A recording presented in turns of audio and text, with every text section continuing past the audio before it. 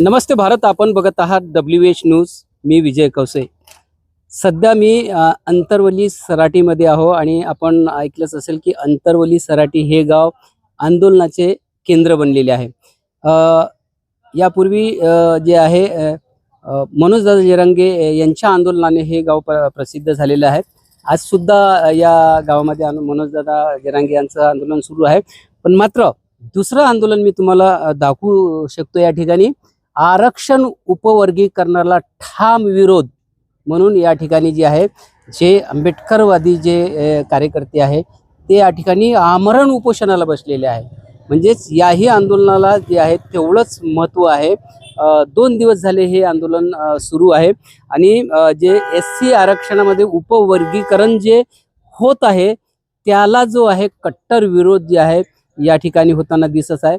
बाळासाहेब गडेकर जे आहे इथले कार्यकर्ते ते या ठिकाणी उपोषण करीत आहे. आपण त्यांच्याचकडून जाणून घेऊया. 2 दिवस झाले त्यांचं सुद्धा आमरण उपोषण सुरू आहे.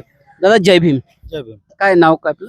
बाळासाहेब गाडेकर आणि मी या महाराष्ट्र राज्यामध्ये SC उपवर्गीकरण विरोध म्हणून हे उपोषण करत आहे. माझा आपल्या चॅनलच्या माध्यमातून महाराष्ट्र सरकारला इशारा असेल की तुम्ही या सर्व प्रकरणाची वेळीच दखल घ्या, कारण की SC उपवर्गीकरणाच्या विरोधामध्ये 58 जाती आहेत. तुम्ही एका जातीचं हित बघता तर या उपोषणाच्या माध्यमातून महाराष्ट्र पूर्ण जागी होऊन तुमच्यावर दबाव आणण्याचा प्रयत्न करेल. म्हणून मी तुम्हाला सांगू इच्छितो की SC उपवर्गीकरणाला आमचा ठाम विरोध आहे आणि त्या विरोधापोटी आज आम्ही सराटी अंतरवाली येथे उपोषणाला बसलो आहोत. एक अहवाल जो आहे अनंत बदर समितीचा जो अहवाल आहे त्या संदर्भात तुम्हाला काय माहिती? हो, आणि एक विशेष करून बदर समितीने अहवाल सादर केलेला आहे. अनुसूचित जातीच्या एकूण 60 जातीचे नेतृत्व करणारे जी टीम आहे, जे नेते आहे, जे आमदार आहेत, जे खासदार आहेत, कोणत्याही नेत्याला, आमदार, खासदाराला, अनुसूचित जातीच्या शिष्टमंडळाला त्यांनी विचारात न घेता जो शासनाकडे बदर समितीने अहवाल सादर केलेला आहे तो देखील सार्वजनिक झालेला नाहीये. तो देखील सार्वजनिक करण्यात यावा आणि एकूण 60 जातीला तुमच्या अहवालात काय आहे हे निदर्शनात यावं आणि दाखवून द्यावं. नक्कीच ही मागणी संपूर्ण महाराष्ट्रभरातून उठत आहे की जो अनंत बदर समितीचा जो अहवाल जो आहे अजूनपर्यंत कुठल्याच जातीला माहित नाही. म्हणजे 59 जाती आहे, त्या कुठल्याच जाती, ही काय मागणी होती कुठल्या जातीची की वर्गीकरण करण्यात यावं म्हणून? नाही, मागणी तर नसेल, कारण की एकूण 60 जातीपैकी एक अशी मातंग समाजाची जात आहे आणि त्या जातीतले नेतृत्व करणारे जे बोटावर मोजणे इतके 4-5 जे कार्यकर्ते आहेत त्यांना या BJP आणि RSSनी हस्तगत केला आणि यांना या वर्गीकरणाचा मुद्दा त्यांच्या हातात दिला आणि आमच्या 59 जातीमधून एक जात बाजूला करण्याचे प्रयत्न हे RSS आणि BJP करत आहेत. पण त्यांचा असा आरोप आहे की आतापर्यंत त्यांना आरक्षणाचा फायदा दिला नाही, सगळा फायदा सगळं बौद्धांनीच घेतलेला आहे. हे कितपत योग्य आहे त्यांचं? हे योग्य नाहीये, कारण की ते म्हणतात महाराजांनी पूर्ण आरक्षण मागाचं खाल्लं. अहो, कसं खाल्लं? तुम्ही शिका, संघटित व्हा आणि संघर्ष करा ना. तुम्ही प्रथम तर शिकले पाहिजे. आणि मला तुमच्या चॅनलच्या माध्यमातून या मातंग समाजाचं नेतृत्व करणाऱ्या नेते मंडळीला सांगायचं आहे, तुम्ही प्रथम गाववाडी वस्तीवर जाऊन समाज प्रबोधन करा आणि त्या जातीला शिक्षणाच्या प्रभावात आणा. तेव्हा त्यांना डॉक्टर बाबासाहेब आंबेडकरांनी दिलेलं 13% आरक्षण हे काय आहे हे समजेल. कुणी कुणाचं खाल्लं नाहीये. अखंड 59 जाती 13% आरक्षणाचा फायदा घेत आहेत. तुमच्यापेक्षा तर मग 59 जाती बऱ्यात, कारण की ते म्हणत नाहीत आम्हाला खाल्लं, कारण की आज रोजी ते आरक्षणाचा फायदा घेत आहेत, शिकत आहेत, संघटित होत आहेत आणि शिक्षणाचा पुरेपूर फायदा घेऊन आरक्षणाचा फायदा देखील घेत आहेत. बरेच जे आपण बघतो आहे की मातंग समाजातलाही बरेचसे लोक अजूनही गरीब आहे, शिक्षणापासून वंचित आहे, त्यांचा विकास झालेला नाही आहे. अशा वेळी मग त्यांना प्राधान्य दिलं पाहिजे ना? हो, प्राधान्य दिलं पाहिजे, परंतु ते शिक्षणाच्या प्रवाहातच नाहीयेत म्हणून त्यांना गरिबीचा सामना करावा लागतो. शिक्षणाच्या प्रवाहातच नाहीये मातंग समाज म्हणून त्यांना नोकऱ्या भेटत नाहीयेत. शिक्षणाच्या प्रवाहातच नाहीये मातंग समाज म्हणून त्यांना सामाजिक द्वेष भावनाला सामोरे जावं लागतं. शिक्षणाच्या प्रवाहातच नाहीये मातंग समाज म्हणून या सगळ्या गोष्टी त्यांना त्रास सोसावा लागतो. म्हणून मी सांगू इच्छितो, तुम्ही शिका, तेव्हा तुम्हाला भारतरत्न डॉक्टर बाबासाहेब आंबेडकरांनी मूळ दिलेलं 13% आरक्षण हे समजेल. मग तुमचा विकास होईल. पण तो एक आपला घटकच आहे, समाजच आहे या कारणापुढे SC मध्ये सगळे मोडल्या जातो. एक बौद्ध मोठा भाऊ म्हणून आपलं सुद्धा कर्तव्य होत नाही की त्याही समाजाला एक जाऊन सांगणे, या शिक्षणाच्या प्रवाहात येऊन असा प्रचार प्रसार तुमच्यासारख्या कार्यकर्त्यांनी करायला पाहिजे. तुम्ही जाता का समाजापर्यंत, मातंग समाजाच्या वस्तीपर्यंत? आज असं झालंय बघा सर, गाववाडी वस्तीवर गाव कोसाच्या बाहेर राहणारा या महाराष्ट्रामध्ये मातंग, चंबार आणि बौद्ध बांधवच आहे आणि हे गुण्या गोविंदाने राहतात. भीम जयंती असो किंवा रोहिदास महाराजांची जयंती असो किंवा लोकशाहीर अण्णाभाऊ साठे यांची जयंती असो, साठे साहेबांच्या जयंतीमध्ये पण, लोकशाहीर अण्णाभाऊ साठे यांच्या जयंतीमध्ये पण आम्ही जाऊन समाज प्रबोधन करत असतो की बाबा शिका, संघटित व्हा आणि संघर्ष करा. याच्यामधून आम्ही प्रबोधनाचा मार्ग त्यांना दाखवतो. परंतु एवढं सांगून सुद्धा त्यांच्या डोक्यामध्ये येत नाहीयेत, शिक्षणाच्या प्रवाहामध्ये येत नाहीयेत. आज चर्मकार बांधव आणि त्यांनाच अनुसरून असलेला आमचा 57 अनुसूचित जातीचा समाज बांधव आज शिक्षणाच्या प्रवाहात येऊन आरक्षणाचा फायदा घेत आहे.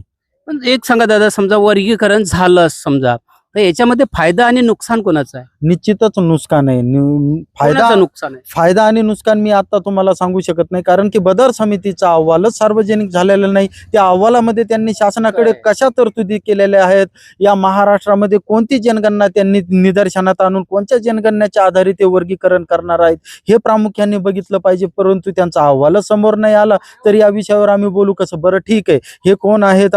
डॉक्टर अंबादास सकट यांनी कोणत्या आधारे, कोणत्या आधारे त्यांनी मातंग समाजाला 4.5 आणि 5% आरक्षण देण्याचं ठरवलेलं आहे? प्रथम तर आम्हाला यांचा राजीनामा पाहिजे. आमच्या मागणीमध्ये देखील उल्लेख केलेला आहे, कारण की एका जातीचं नेतृत्व करणारा माणूस त्या अनुसूचित जातीच्या समितीमध्ये नसावा, कारण की एकाला पोटाशी आणि एकाला पाठीशी धरणारा माणूस त्या समितीमध्ये योग्य नाहीये. त्यांना कोणत्याही समितीत टाका, ते एकाच जातीचा विचार करतील. म्हणून पहिलं तर त्या डॉक्टर अंबादास सकट यांना त्या बदर समितीमधून निलंबित करण्यात यावं, ही मागणी आहे आमची. काय वाटते तुम्हाला, काय ह्या जातीमध्ये तेढ निर्माण करण्याचा डाव आहे?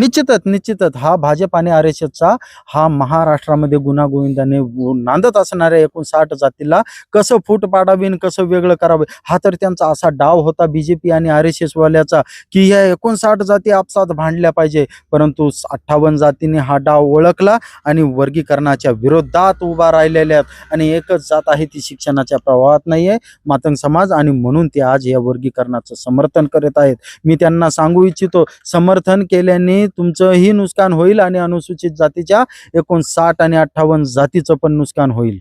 तुम्ही उपोषणाचा तुमचा दुसरा आहे आणि आमरण उपोषण सुरू आहे. इकडं तुमचं आमरण उपोषण सुरू आहे, तिकडं मनोज दादा जरांगे यांचं सुद्धा उपोषण सुरू आहे आणि हे गाव जे आहे एक आंदोलनाचं केंद्रबिंदू बनलेलं आहे. निश्चितच जरांगे पाटील यांचा आम्ही सन्मानच करतो आतापर्यंत, कारण की पाटलाचं उपोषण चालू आहे तिकडं. त्यांना आज त्यांच्या गोरगरीब लेकरांना त्यांना आरक्षण नाही म्हणून ते संविधानिक पद्धतीने आरक्षणाची मागणी करतात आणि आम्हाला आज आरक्षण आहे. परंतु आमचेच काही समाज बांधव याच्यामध्ये वर्गीकरणाची फूट पाडतात, समर्थन करतात. निश्चितच जरांगे पाटील यांना आमचं मोठा भाऊ म्हणून समर्थन बी आहे आणि सपोर्ट बी आहे आणि निश्चितच भविष्याच्याही काळामध्ये त्यांना सपोर्ट राहणार आहे. त्यांच्या उपोषणाला आमचा कसलाही विरोध नाही. मोठा भाऊ म्हणून आम्ही त्यांना समर्थन आहे आमचं. त्यांनाही आरक्षण मिळावं. हो, मिळावं. निश्चितच त्यांनाही आरक्षण मिळावं आणि त्यांनी त्यांचेही लेकराबाळाने आरक्षणाच्या प्रवाहात यावं, हे आम्हाला पण वाटतं ना. नक्कीच ही भूमिका जी आहे ना, ही खरोखरच म्हणजे SC वर्गामधील बौद्धांची भूमिका आहे की सगळ्यांनाच आरक्षण मिळालं पाहिजे आणि खरोखरच मिळालं पाहिजे. आणखी माझ्यासोबत आहेत, दादा आहेत, भीम आर्मीचे तालुका प्रमुख आहे, त्यांच्या सोबत सुद्धा आपण बातचीत करूया. दादा जय भीम. जय भीम. काय सांगाल तुम्ही? दादांसोबत तुम्ही सुद्धा आज पाठिंबा दिलेला आहे भीम आर्मीचा या उपवर्गीयकरण उपोषणाला, काय सांगाल? SC उपवर्गीकरण विरोधात आमचं म्हणजे बाळासाहेब गाडेकर हे उपोषणाला बसलेले आहेत सराटी आंतरवाली इथे. तर ही बातमी मला काल कळाली आणि मी धावत ह्या आंतरवाली या ठिकाणी आलो आणि त्याला असा भाई चंद्रशेखर आझाद, भारत एकता मिशन, भीम आर्मी तालुका अध्यक्ष घनसंगी ह्या वतीनं व महाराष्ट्र ह्या वतीनं त्यांना माझा काल जाहीर पाठिंबा झाला. परत मी पुन्हा आज बी आलो आणि त्यांची कालपासून 9 वाजेपर्यंत इथं 9 वाजल्या काल 9च्या टायमापासून तर आजपर्यंत ते बसलेले आहेत. आतापर्यंत त्यांच्याकडं जे आरोग्य असन किंवा शासन ही कुठली दखल घेतली नाही, कोणी आलं नाही त्यांच्याकडं. आणि माझी ह्या समाजाला महाराष्ट्र व भारतातल्या पूर्ण जे समाज आहे 58 जाती यांना माझं 59 जाती 59 जाती यांना माझी विनंती आहे की सराटे अंतरवाली इकडे धाव घ्यावा आणि आपला जो भाऊ आहे बाळासाहेब गाडेकर यांना पाठबळ द्यावा आणि पाठिंबा द्यावा. दादा अजून 2 दिवस झाले कुठल्याच म्हणजे डिपार्टमेंटनी काही भेट नाही दिली आरोग्यासंदर्भात तुमच्या वगैरे काही? निश्चितच सर, मी कालपासून 29 तारखेपासून इथं सराटी अंतरवालीला उपोषणला बसलेलो आहे. आज ना इथं आरोग्याची टीम आलेली आहे, ना इथं तहसीलदाराची टीम आलेली आहे, ना कलेक्टर ऑफिसची कोणती टीम आलेली आहे, ना SDM साहेबाची कोणती टीम आलेली आहे. फक्त इथं गाडी दिसते SDMची, पण इकडं कोणी आलेलं नाही आहे. माझी या तुमच्या माध्यमातून दखल घ्यावी, प्रशासनाने दखल घ्यावी, शासनाने दखल घ्यावी, कारण की खूप गंभीर विषय आहे. आज माझा 2रा रोज आहे उपोषणाचा. निश्चितच प्रशासनाने दखल घ्यावी. नक्कीच एकीकडे जरांगे पाटील यांचं आमरण उपोषण सुरू आहे, तर दुसरीकडे बाळासाहेब गाडेकर यांचं सुद्धा इथं आमरण उपोषण चालू आहे. म्हणजे अंतरवली सराटी हे गाव जे आहे एक आंदोलनाचं एक केंद्रबिंदू झालेलं आहे. आणि या गावातून जे काही आंदोलन होते ते जे आहे संपूर्ण महाराष्ट्रामध्ये पोहोचते.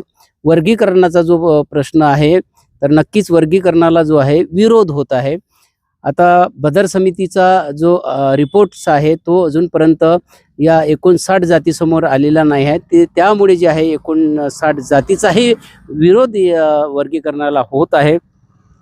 तर नक्कीच या अंतरवली सराटीमध्ये ज्या उपवर्गीकरणाला जे विरोध म्हणून जे या ठिकाणी जे आंदोलन होत आहे याला तर सुद्धा तुम्ही सपोर्ट करा. कारण ज्या SC वर्गातील ज्या 59 जाती आहेत त्या सध्या गुण्यागोविंदानं राहत आहे. कुठल्याही प्रकारचा त्या जातीमध्ये विरोध नाही आहे. आणि सर्व जे आहे सर्वांना 13% आरक्षण मिळत आहे. पण आता सरकारने ठरवलेलं आहे की यामध्ये वर्गीकरण करून, आता वर्गीकरण कुठल्या मुद्द्यावर करणार आहे, कसं करणार आहे हे अजूनपर्यंत समाजापर्यंत आलेलं नाही आहे. सर्व 59ही जातीच्या नेत्यांची एक बैठक घेऊन त्यामध्ये सरकारने सांगावं की यामध्ये अशा पद्धतीचं वर्गीकरण होत आहे आणि समजावून सांगावं आणि त्यानंतरच याचा निर्णय घ्यावा, अशीच एकंदरीतच मागणी अंतरवली सराटीमध्ये तर होतच आहे, पण संपूर्ण महाराष्ट्रामध्ये सुद्धा ही मागणी होत आहे. बघत राहा WH न्यूज. लाईक करा, सबस्क्राईब करा. धन्यवाद, नमस्कार.